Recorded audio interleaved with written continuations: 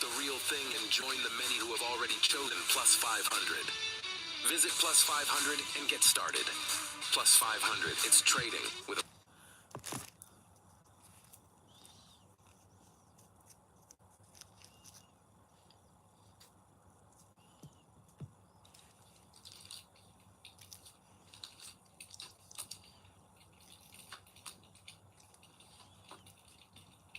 Okay, somebody wants your voice. What is the Eight of Cups? Why? Because they feel like you're not using it. Okay, yeah, they feel like somebody wants your voice because they feel like you're not using it. Okay, what is your outcome? You're gonna turn the tables how? Okay, so you are using your voice. You're just not using your voice for a specific thing. Okay, okay, Nine of Swords. I feel like too, your voice is there is a. Have you ever seen Unsolved voice that you hear in a nightmare? It's the devil's voice. It sounds like a computer, literally. It's off of your voice, like yeah. Okay, you have the King of Wands. Yeah, somebody is taking your voice and manipulating it. I feel like too somebody's using your voice. Somebody is implementing your voice in the production of a robot. In the past, like somebody gave your voice, like someone gave your voice to a robot, but you're getting it back. Like that's how you okay touch your voice. Swords. Okay, it's going to develop.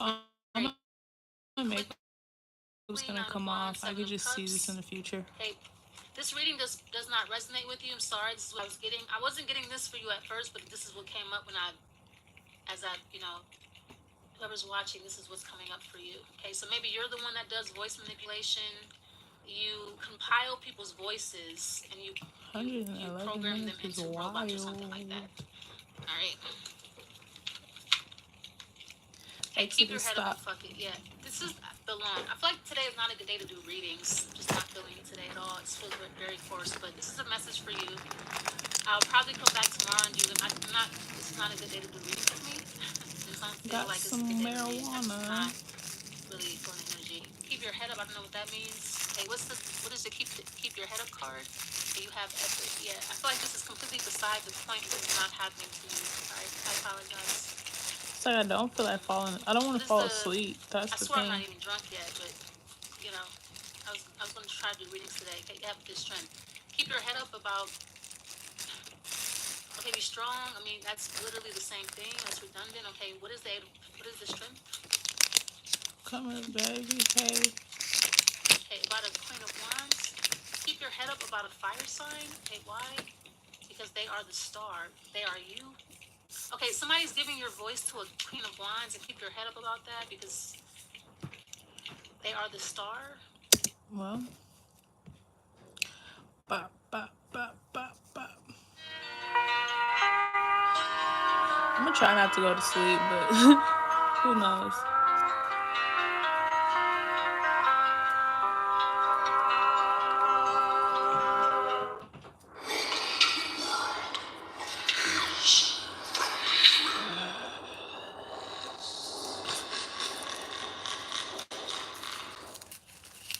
I ate something, finally. Like the PCP video, I want to make sure that this is pure Rehypnol stories, not ones where they think they were drugged and they actually weren't, which they could have definitely been, but I just want to be 100% certain.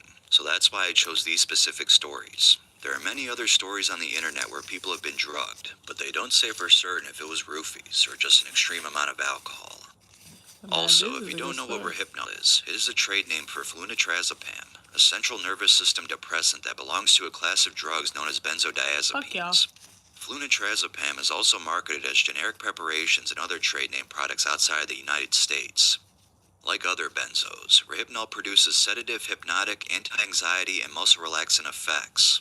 This drug has never been approved for medical use in the United States by the Food and Drug Administration. Outside the United States, Rehypnol is commonly prescribed to treat insomnia. Rehypnol is also referred to as a date rape drug.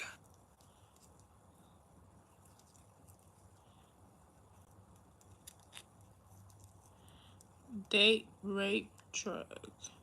I didn't even intend to do drugs that day. I had no idea that when I woke up that morning, a visit with some close friends would turn into a nightmare by the end of the day. A few of my friends from college were coming down to my city to hang out at the beach, where my family was staying Why in a the fuck is vacation his house for a voice so couple deep? weeks.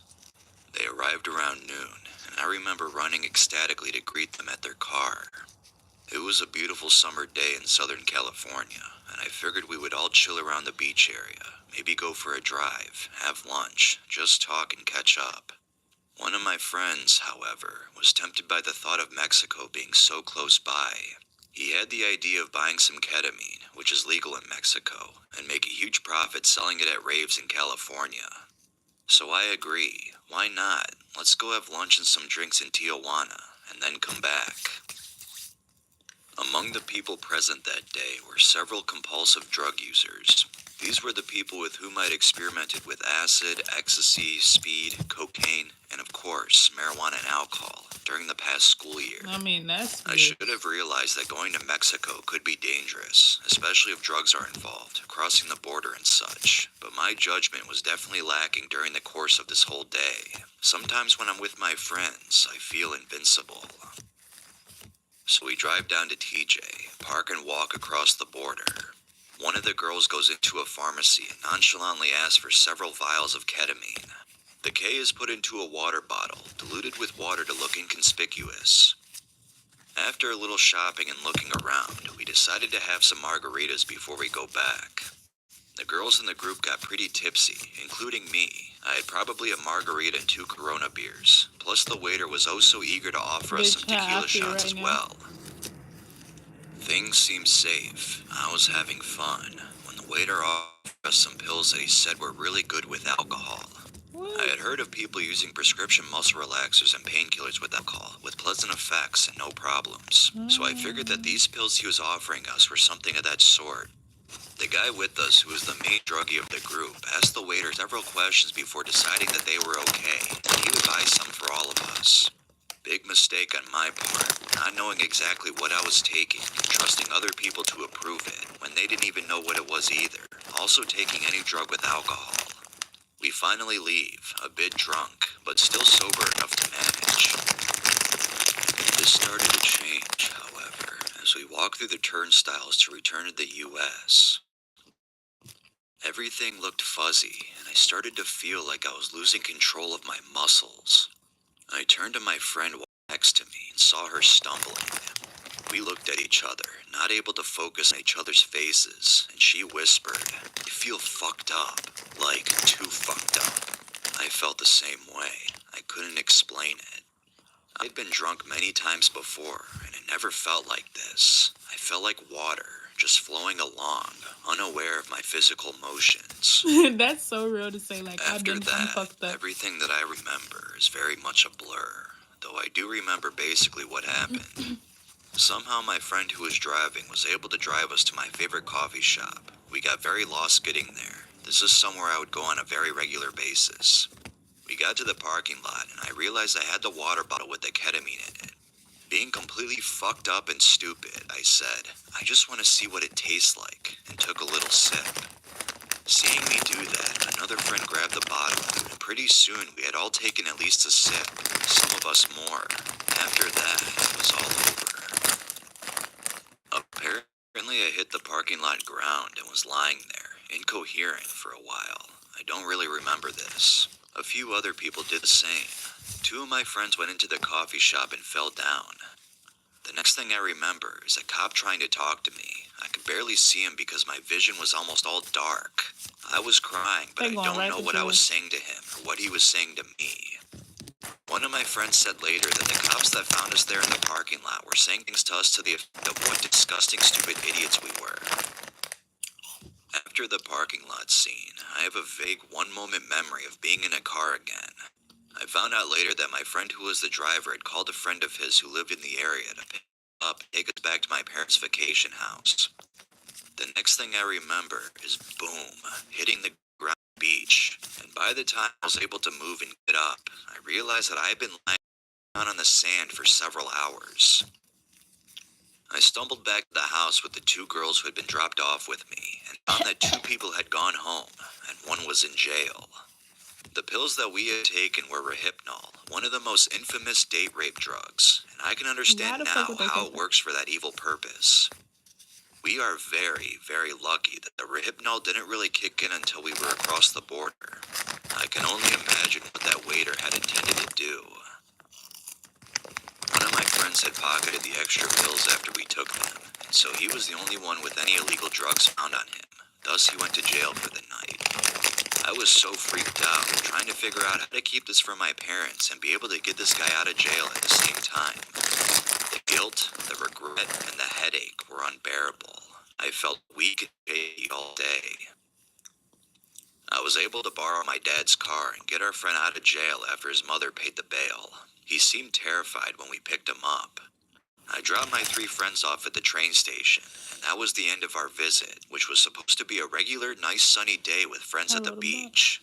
Instead, we ingested an utterly stupid combination of alcohol, ketamine, and Rohypnol, and it caused a lot of problems for one of our friends. He went to jail, had to go to court after that, is on probation, has to do community service and go to NA meetings, etc., while the rest of us are blame-free, and had a terrifying, traumatic experience.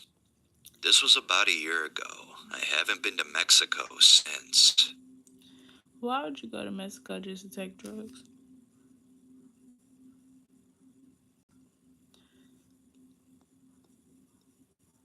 I would like to tell you about my addiction to roofies and alcohol. I am a male in my early 20s living in Sweden. I've been drinking heavily since I was 13. Only recently have I stopped drinking much, but I still binge sometimes. I have experience with most of the common psychoactives: cocaine, shrooms, acid, cannabis, speed, ketamine, heroin, MDMA, benzos, 2C compounds, Foxy, and the list can be made longer. Coke, ecstasy, cannabis, benzos, and alcohol I have abused. I have probably done 400 grams of coke, 30 grams of pure MDMA, cannabis hundreds of times, and 1,000 benzos. One can draw the conclusion that I